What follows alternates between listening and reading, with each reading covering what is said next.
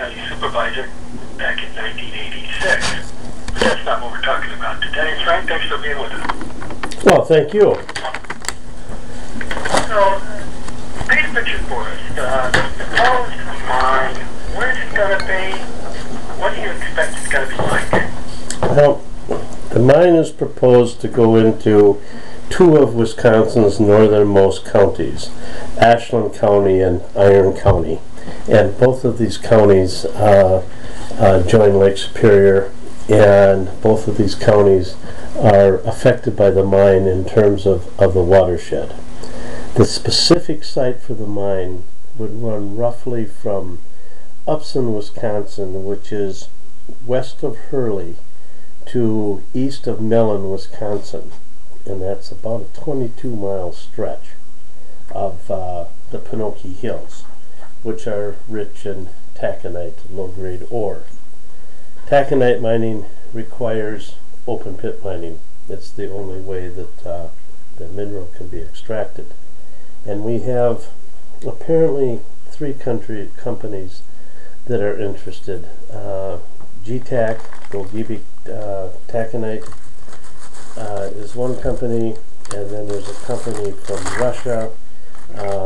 We're hearing reports about Solway, and it's a Russian firm that's based in Cyprus, and then from Urbana.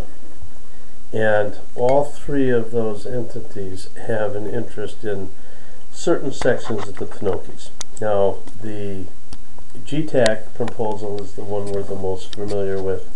The other two proposals are really in their infancy, and we don't know much about them, although we do have the inquiries sent off to Department of Natural Resources and to the companies to ask them for more specifics on their proposal. As we understand the proposal now, the mine could run 22 miles, a mile and a half wide, 1,500 feet deep. The first proposal was to construct an open pit mine that would have been 4 miles long, about a mile and a half wide, and down to about that 1,500 foot level. And that would require massive infrastructure development, a tremendous amount of explosives to blow the rock clean. We've been told that they would rate anywhere from a 1.8 to a 3 on the Richter scale. And of course, what's at stake is the Bad River watershed, home to some 70 miles of pristine trout streams, many of them exceptional water resources, many outstanding water resources. It's an area of vast wilderness. And under the current laws in Wisconsin, this area is well protected from environmental degradation. And of course, that's what's kind of led us to talking to you today, is the attempt to change the laws in Wisconsin. Our current mining laws protect the resources and protect the water. And of course, the people that live here depend on those water, depend on those resources. The Bad River flows through the region, empties into the Kakagan sloughs, which empty into Lake Superior. The Kakagan sloughs are some of the largest sloughs on the Great Lakes, home of the wild rice beds, and certainly it goes right through the homeland of the Lake Superior band of Ojibwe peoples.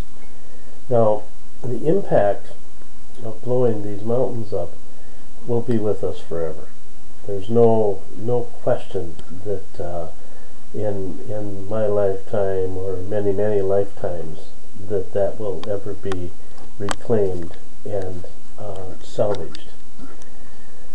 There are very few experts, if any, other than connected with the company, that tell us that this can be safely mined to protect the water. The water that flows through the Penokees starts to the south of Penokees, it goes up and eventually enters into the Bad River, goes through the Gap in Mellon, and the Bad River flows through Copper Falls and onto Lake Superior. There the way the water flows and the amount of water is also a problem. It's in the snowbelt, so if there are going to be pits built and there are going to be tailings piles, and there's also discussion of building a milling plant to actually produce the pellets, all of those tailings will be left in a snowbelt. Now, no matter how little snow or how much snow we get up here, the Bad River watershed either floods a lot or a little bit, but it always floods because there's a tremendous melt-off that runs down in the spring of the year. Whatever toxics, whatever materials are used to explode, whatever materials are used to mill and process the ore are going to end up in a watershed. And the question that we've repeatedly had for the company is, how do you protect the water? We have not had a clear answer to that other than basically, trust me. The water usage is in the trillions of gallons of water over the history of this project. Certainly millions of gallons of water would be used every year. Some of it recycled and used again, some of it cleaned and put back into the environment. Well, we asked the questions, how much of this rock or how much of this water will be recycled, how much and used in the manufacturing process again, how much of the water would be put back into the environment, and what's the level? Is it a drinking water standard, or is it a clean-up water standard? What's the standard? And those questions are important because, as we now believe, and it comes from hydrological studies, that the water that filters through the Penokees is purified in about a 50-year process to get it to Lake Superior. If we build mines, we blow up and make these big trenches, how much water is going to flow into the trenches, and where does that water go? That surface water that hasn't been purified, how is that stored, how is that treated? And these are questions that we're not getting answers to. And of course you'll have others talking about the legislative process and the problems there. But our problems up here are, start with the clearing of, in some areas 20 feet of duff, of dirt, and the clear cutting of the Penokee Hills, a massive undertaking. And how is the water going to be protected? The wetlands are right at the base of these hills, and in some spots you can find the wetlands in the hills. And there's been no concern, as near as we can tell, to look at those issues right now. Part of the problem is we're talking about a project that's been yet to be defined. Most of the discussion has been about what could happen, and the company has been very limited in the information they've put out, other than, yes, they plan on putting in a milling site, and yes, they need to build roads, and yes, they need to do a massive clear cutting, but we never get into the details. Frank, there's one other question I want to ask. If somebody wants to go up there and see it for themselves, can they? Yes, they can. Yes, they can.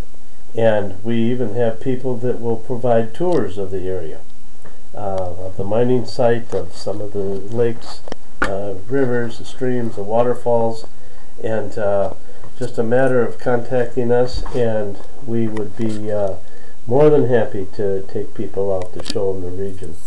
That's one of the reasons we're having Hootenanny in the Hills this weekend at Copper Falls, is to have people come up and actually camp out at Copper Falls, also in the heart of the Penokees, and then we're going to offer tours of the region. And once people actually come and walk through this area and look at how beautiful it is, and look at all of the plant beings and the animal beings, all of the life that's supported by the Penokee Hills and has been for hundreds of years, they're just in awe. And most of the time people say, this just can't be allowed. And that's the purpose of getting people there. Contact if you want to they can actually contact me. at 218-341-8822 or email savethewatersedge@gmail.com,